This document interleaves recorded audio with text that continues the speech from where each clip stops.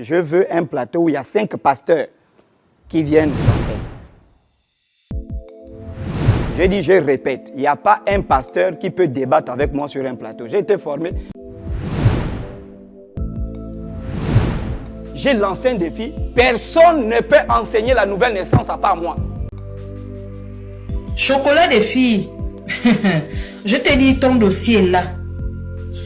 Dans la paume de ma main.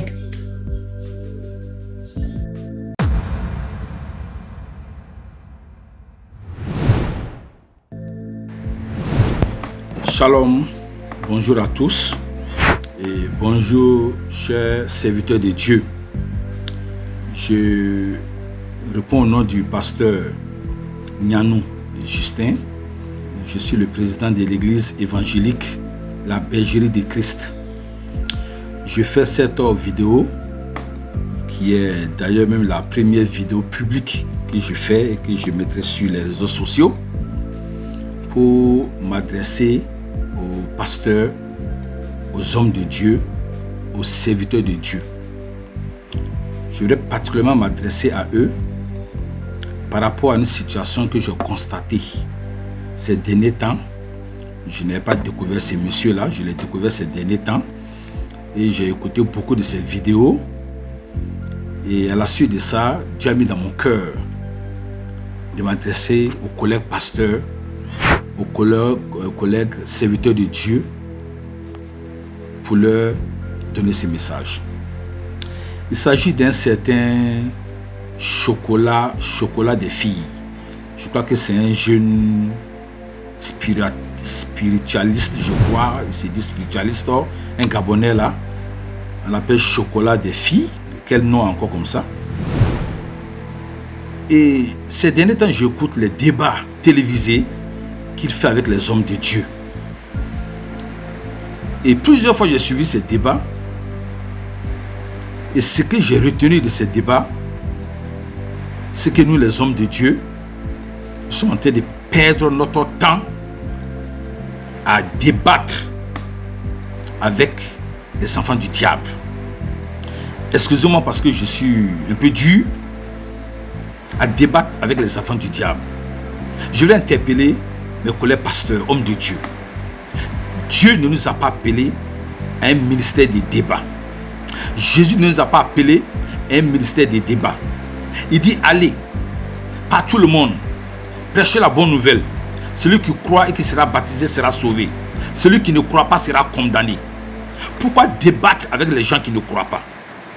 Cet homme, je vais lire 2 versets dans la Bible qui le concernent. Nous n'avons pas de débat à faire avec cet homme. Arrêtez de faire les débats télévisés sur TikTok, sur les réseaux sociaux avec cet homme. Arrêtez. Parce que vous vous rabaissez en allant faire débat avec un agent du diable.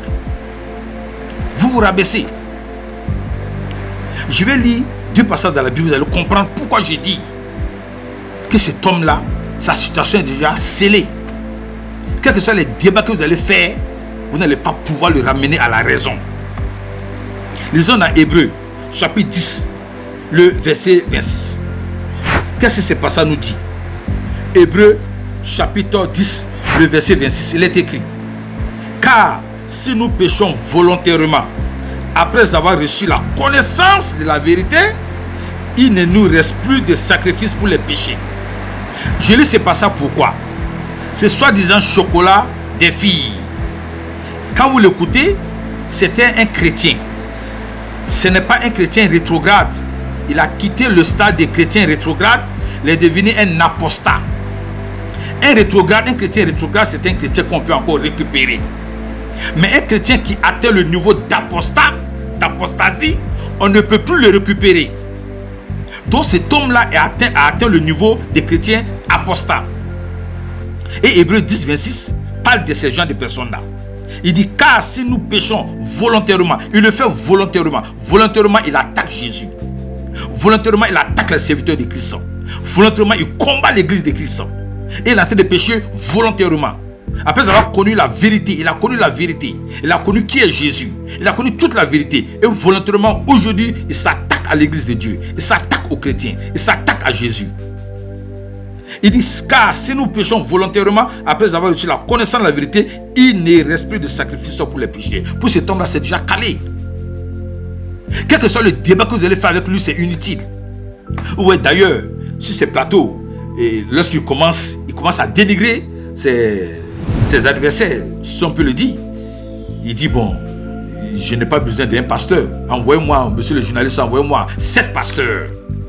Mais si vous allez à 10 pasteurs, vous ne pourrez pas le ramener à la vérité. C'est un apostat. Il y a une seule chose qui l'attend. Une seule chose qui l'attend. Regardez le verset 27. Mais une attente terrible du jugement et l'ardeur d'un feu qui dévorera les rebelles. Voici ce qui attend cet homme-là. C'est genre disant chocolat des filles. Je ne connais pas son nom. Voici ce qu'il attend. Donc arrêtez de faire des débats inutiles avec lui. Mais si vous débotez toute une confédération des églises pour aller débattre avec cet homme-là, vous ne pourrez jamais l'amener à la connaissance de la vérité. Vous ne pourrez jamais amener au raisonnement. Laissez-le. C'est ce constat que j'ai fait quand j'écoutais ces vidéos. Les gens de Dieu se fait humilier par ces fils du diable. Il se fait humilier par le fils du diable. Il est dans un camp. Et j'ai écouté une vidéo, j'ai suivi une vidéo où il y a une femme. C'est pas ceux qui l'ont suivi. Elle avait mis une tache blanche ici, une tache blanche ici. Et elle interpellait ces messieurs-là. Nous sommes vaudous. Elle dit que j'ai tous tes dossiers entre mes mains. On t'a confié une mission. Et tu n'es pas en train de faire la mission qu'on t'a confiée. On ne t'a pas envoyé d'aller combattre les autres. On t'a envoyé d'aller convaincre les gens qui doivent revenir à leur tradition. Il a été d'insulter les femmes. Et la femme là, on ne t'a pas envoyé pour ça. Et la femme l'a averti.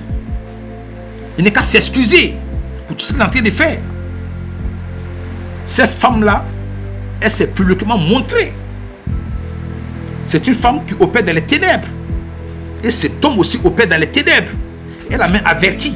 Tu n'es pas en train de rappeler la mission qu'on t'a confiée. La mission des ténèbres qu'on t'a confiée, tu n'as pas encore rempli cette mission-là. Et ça vient des gens des ténèbres que nous, les hommes de Dieu, on passe ensemble sur des plateaux télévisés pour faire un débat. Arrêtez cela. Quel que soit ton titre, apôtre, prophète, évangéliste, docteur, pasteur, évêque, arrêtez. Arrêtez ces débats inutiles. Et ce n'est pas avec lui. Toutes ces autres personnes qui viennent avec des débats inutiles sur les chaînes, examinez leur vie. Si ce n'est pas pour comprendre, si leur objectif ce n'est pas pour recevoir le salut, il ne faut pas faire des débats avec eux. Et moi, je ne le ferai jamais. Un homme comme ça, qu'est-ce qu'on peut faire pour lui? Rien. Arrêtez, mes soeurs pasteurs, mes frères pasteurs. Je vous en supplie, arrêtez. Arrêtez. Dieu l'a déjà scellé. Dieu a déjà scellé son sort. Et toi, tu vas aller déceler son sort. Tu ne peux pas. C'est comme si tu plaidais auprès de Dieu pour la restauration de Satan. Non. C'est comme si tu plaidais auprès de Dieu. Tu veux par tes efforts convaincre Satan de revenir à Dieu. Satan a déjà chuté, c'est fini. Et il a chuté, il a des gens avec lui. Et voici ces gens-là qui sont en train de pécher volontairement. Et la Bible dit, il n'y a plus de sacrifice pour leur péché. Ils sont en train de pécher, c'est fini. Ne perdons plus notre temps avec ces gens-là. Allons-y vers les gens qui n'ont jamais entendu parler de Jésus, ne serait-ce qu'une seule fois. Ils sont là, nombreux, dans nos pays, dans nos villages, dans nos campagnes. Allons-y vers eux. Et arrêtons de faire des débats inutiles avec ces gens de personnes. Dans vos différents ministères, dans quelques pays où vous trouvez, l'église est universelle. L'église de Christ. Nous avons un seul maître, un seul Seigneur, Jésus-Christ. Servons-le. Et il a dit, allez-y, par tout le monde, prêchez la bonne nouvelle à toute la création. Celui qui croit, il sera sauvé. Celui qui ne croit pas, il sera condamné. Tu ne peux pas amener quelqu'un qui ne croit pas par tes propres forces. Non. Arrêtons ce débat. Donc vraiment, voici cette courte vidéo que je tenais à faire. Alléluia. Amen.